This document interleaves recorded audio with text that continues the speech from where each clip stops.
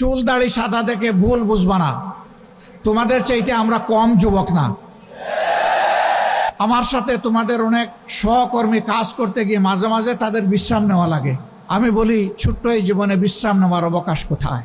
বিশ্রাম আল্লাহ তাআলা আমাদের কিসমতে কপালে রাখলে ইনশাআল্লাহ পরম প্রশান্তিতে নেব।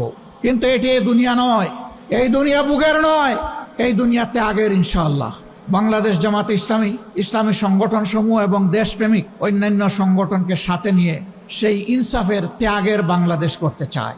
আমরা জীবনের একটা পর্যায়ে চলে এসেছি, আমরা যা পেরেছি লড়াই করেছি, বাকি লড়াইয়ের এই রুমাল শেষ ডেস্টিনেশন পর্যন্ত শক্ত করে হাতে ধরে সামনের দিকে তোমাকে দৌড়াতে হবে। তুমি সেই ছাত্র শিবির, বাংলাদেশ ইসলামী ছাত্র শিবির জিন্দাবাদ। ছাত্র শিবিরের কাছ থেকে মানুষ যদি হতাশ হয়, যাওয়ার বিকল্প কোনো ঠিকানা এখনো তৈরি হয় নাই। এই কালো ছায়াকে খতম করা পর্যন্ত ছাত্র শিবিরের লড়াই অব্যাহত রাখতে হবে।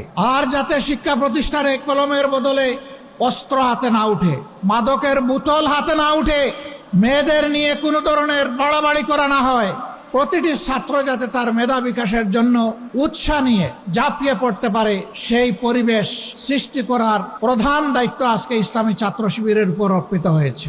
আর ছাত্র শিবিরের জন্ম হয়েছে এই জন্যে যে এরা জাতিকে চরিত্রবান, দেশপ্রেমিক, মেধাবী, আগামী দিনের নাগরিক এবং কারিগর তৈরি করে জাতিকে উপহার দেবে। আগামী দিনের দায়িত্ব নেওয়ার জন্য এই ছাত্র সমাজকে আজকে প্রস্তুতি নিতে হবে।